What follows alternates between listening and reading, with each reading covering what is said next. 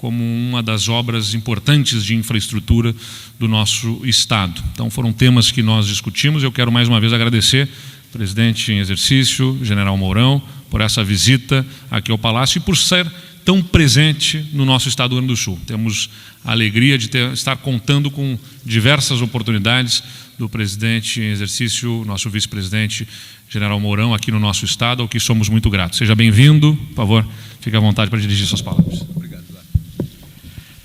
Meu bom dia a todos. Muito boa a oportunidade de retornar aqui ao meu estado natal, nosso Rio Grande do Sul, poder conversar com o nosso governador.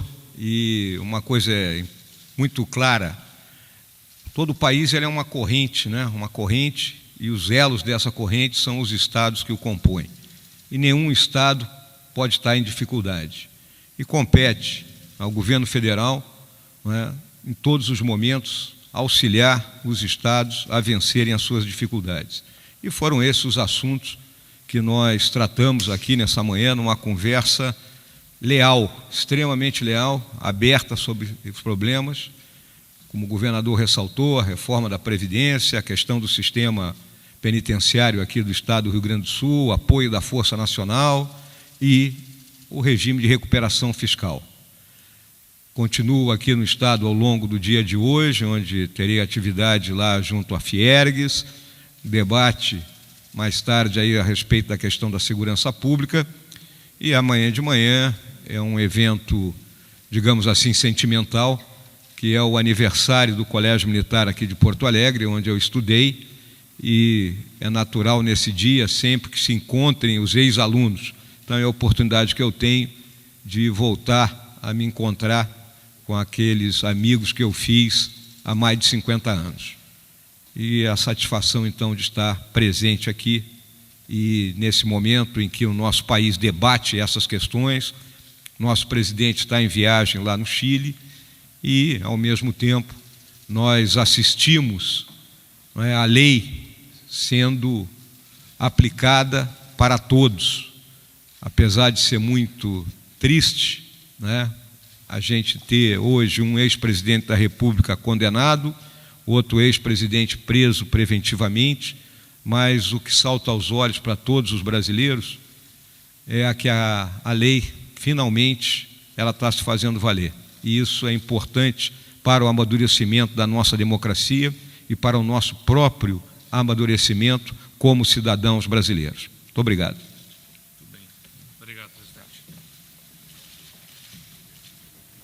Nosso presidente em exercício, general Mourão, tivemos conversas muito positivas naqueles temas que são mais importantes para o Estado do Rio Grande do Sul e para o Brasil, a começar pela reforma da Previdência, né? Discutimos a importância que essa reforma tem para o Brasil.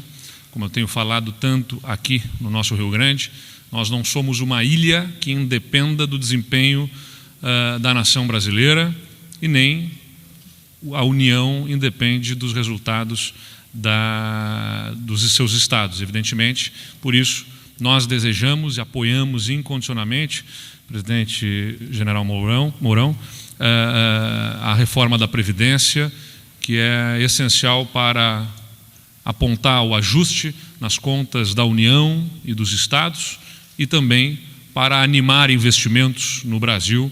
Tem muito recurso disponível no mundo interessado em ser aplicado no nosso país e aguarda um apontamento aí de solução para os problemas fiscais do Brasil para ganhar confiança de estarem aqui. Por isso a reforma da Previdência, evidentemente, foi um dos temas que nós discutimos. Também as questões ligadas ao regime de recuperação fiscal.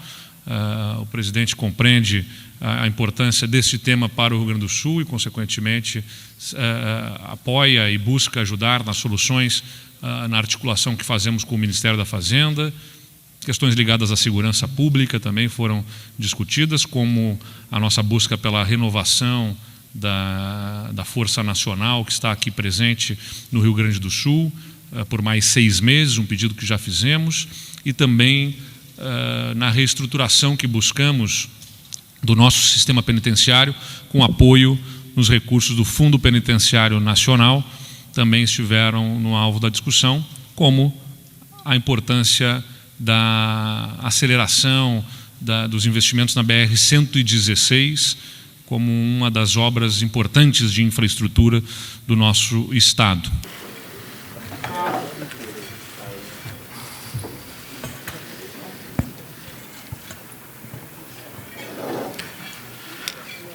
Bem, senhoras e senhores aqui presentes, eu iniciaria cumprimentando o deputado Osório Adriano e, na pessoa dele, que com certeza é o mais experiente, que tem mais a nos ensinar, eu cumprimento a todas as senhoras e senhores parlamentares aqui presentes, os senhores governador, prefeitos e os empresários, não é, que comparecem a esse evento.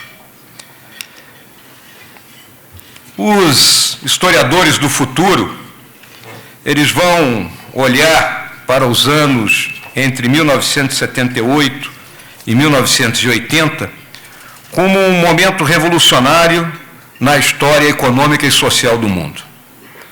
Naquela época, pessoas como Deng Xiaoping, Margaret Thatcher e Ronald Reagan começaram um movimento que trouxe vida àquilo que hoje nós chamamos de globalização e de neoliberalismo.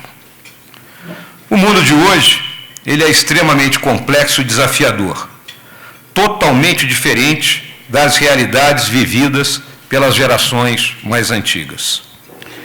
A aceleração que nós enfrentamos, devido à constante evolução da revolução científica, provoca instabilidade, competitividade e obriga uma constante vigilância por parte de todas as nações, mesmo aquelas com um nível mais elevado de desenvolvimento. A tecnologia dita regras e a velocidade com que as informações são disseminadas. Faz o novo parecer velho num mero piscar de olhos. Então, eu posso dizer muito claramente, não existem mais mares tranquilos, eles são turbulentos.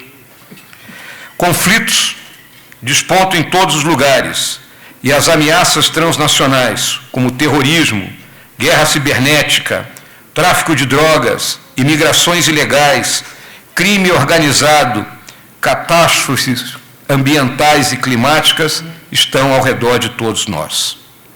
Lembro que uma guerra comercial está em desenvolvimento. E muitos países estão começando a proteger os seus mercados internos. A nossa América do Sul ainda está buscando por ela mesma, tentando quebrar a lógica de ser periférica e desejando o seu lugar nesse grande jogo. Ainda somos grandes exportadores de matéria-prima com muito pequeno valor agregado. Aqui, infelizmente, ainda vivem dogmas coloniais e pessoas que acreditam que o muro de Berlim ainda não caiu e defendem ideias que deram errado em todos os lugares do mundo. A Venezuela é um caso clássico da destruição que o chamado socialismo real pode produzir. O falecido presidente Chávez conduziu um processo de conquista do poder usando os instrumentos da democracia, eleições, Constituição, e que lhe deram controle total da nação. A sua morte mostrou que ele não tinha um substituto. E o Maduro está terminando de trazer a disrupção total daquele país. E o nosso Brasil, esse colosso com dimensões continentais, incrivelmente rico, mas que parece sempre querer ser o país do futuro. Devido a governos que acreditavam que o Estado deveria fazer tudo, nós caímos numa crise terrível, política, econômica e psicossocial. Fomos massacrados pela incompetência das lideranças políticas, pela ineficiência da administração pública e pelo câncer da corrupção compulsiva. Contra essa situação, a nossa população elegeu Jair Bolsonaro em uma onda de indignação e um vigoroso movimento para resgatar o nosso país, o nosso orgulho e trazer a nação de volta para os seus trilhos. Ele assumiu o governo para ressuscitar aquilo que nós consideramos o mais importante em qualquer relação: confiança. Sim, as pessoas precisam ter confiança nos seus líderes e no seu governo. O primeiro passo dado foi reduzir o número de ministérios e montar um ministério sem influência política, bem longe das práticas antigas, onde o governo era praticamente vendido aos partidos políticos. Para atacar aqueles que são os principais problemas, economia e segurança pública, escolheu pessoas do nível do Paulo Guedes e do Sérgio Moro. Os dois principais problemas estruturais da nossa economia são o pequeno crescimento econômico, o baixo crescimento econômico e a deterioração das contas públicas. O crescimento do PIB entre 1980 e 2018 esteve perto de 2% ao ano, e a maioria dele vindo como resultante do fator demográfico. A produtividade do trabalho cresceu apenas 0,2% ao ano nesse mesmo período. E nos últimos anos, essa dinâmica ainda foi pior. As contas públicas, há 6 anos, estão em um passo de deterioração significativa, devido ao forte aumento dos gastos primários, especialmente aqueles gastos obrigatórios. A administração do presidente Bolsonaro vai ter que implementar um fortíssimo ajuste fiscal, de modo a estabilizar a dívida bruta como percentagem do nosso PIB. Como é que o presidente está buscando solucionar esses problemas? A agenda de produtividade. A baixa produtividade é explicada por uma combinação de fatores, aquele famoso custo do Brasil. Entre as medidas mais importantes para solucionarmos isso, Paulo Otávio tocou nesse assunto, temos sim que reformar o nosso sistema tributário. Ele é caótico, ele é uma carga pesada, ele está na faixa de 34%, 35% do PIB. Nós temos que baixar isso para 20%, 22%. Temos que abrir a economia para o comércio mundial, mas essa abertura, ela tem que ser lenta, gradual e segura, porque enquanto não reformarmos o sistema tributário, será um massacre para a nossa produção local. Não teremos forma de competir. Privatizar tudo que puder ser privatizado e reformar o sistema educacional. Temos que tirar o peso do Estado das costas de todos aqueles que produzem. A consolidação fiscal será atingida pela combinação, número 1, da reforma do sistema previdenciário.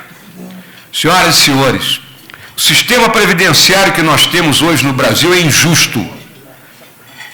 Temos grupos privilegiados e temos uma imensa maioria da população que não tem nada. Ele é uma pirâmide financeira. Nós que chegamos mais cedo, vamos receber.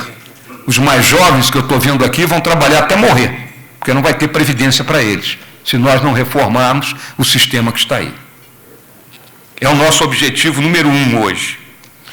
Temos que reduzir os subsídios fiscais, liberar as despesas obrigatórias existentes no orçamento e buscar outras receitas por meio dos leilões de infraestrutura, de energia, da cessão onerosa. Então, temos recursos a serem buscados para finalmente conseguirmos equilibrar receita e despesa. As senhoras e senhores que são empresários sabem que ninguém consegue viver eternamente no vermelho. E esse país está há 6 anos no vermelho. e um vermelho correspondente a 10% do nosso orçamento. Também temos que lidar com o excesso de medidas regulamentatórias e a burocracia que contribui para amarrar o nosso país.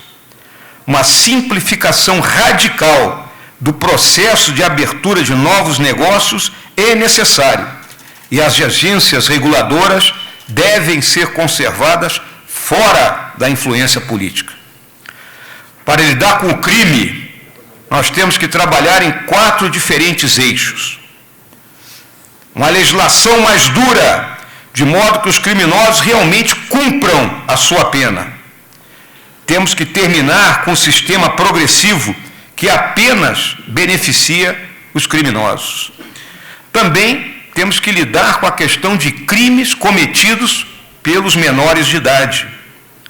O sistema prisional também tem que ser mudado. A prisão não pode ser um lugar de férias, onde os líderes do crime organizado comandam os seus respectivos grupos. A polícia tem que ter equipamento tecnológico moderno e também sua capacidade operacional e de controle das nossas fronteiras ser incrementada. E, finalmente, importantíssimo não descuidarmos da área social, melhorando a vida das famílias que vivem nos cinturões de pobreza e de miséria que cercam as nossas grandes cidades. Um dos nossos grandes economistas disse que também nós temos que lidar com aquilo que são as vacas sagradas que acompanham o nosso país ao longo dos últimos anos. Vou citar algumas delas. Um salário mínimo, que não é mínimo. O governo aí anterior aumentou o salário mínimo acima da inflação e produziu uma contradição. As classes mais favorecidas receberam mais do que as classes menos favorecidas. O nosso sistema previdenciário, que não protege ninguém, e fará com que a nova geração vá olhar para a gente e dizer: onde é que vocês estavam que não fizeram nada? Os direitos daqueles que não estão incluídos. Alguns políticos ainda pensam que nós estamos no século XIX e levam os direitos a um paradoxo, com tudo escrito na Constituição. Não tem almoço grátis. E esse tipo de ação termina por dividir o país entre aqueles que têm um emprego formal e aqueles que vivem na informalidade.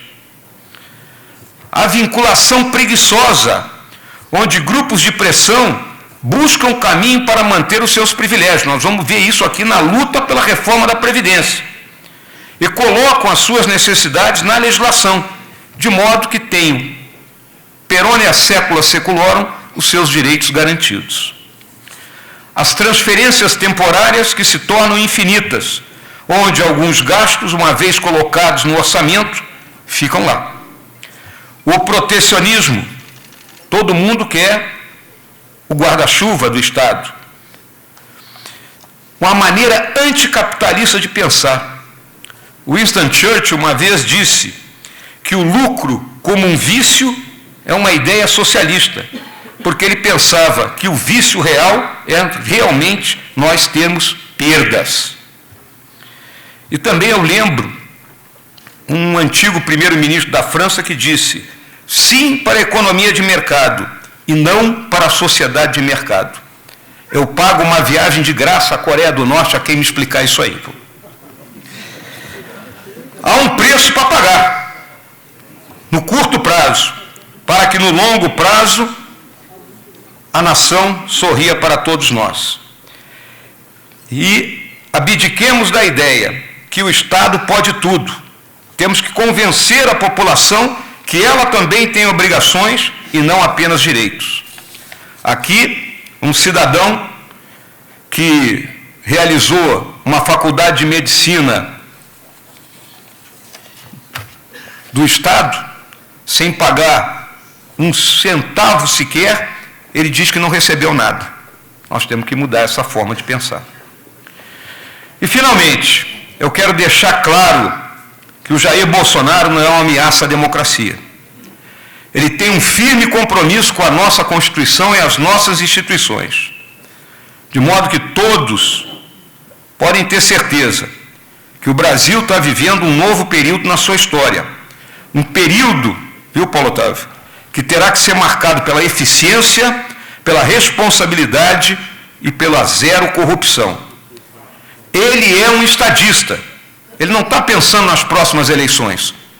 Ele está pensando nos nossos filhos e nos nossos netos, nas próximas gerações. Quando deixarmos esse governo, no início de 2023, queremos que todos nesse país experimentem ou estejam experimentando as 4 liberdades essenciais que um dia o Franklin Roosevelt citou no seu discurso de State of the Union do ano de 1940. A liberdade de expressão, a liberdade religiosa, a liberdade de não ser imposto, não ter a pressão das vontades dos outros e a liberdade de não ter medo. Muito obrigado.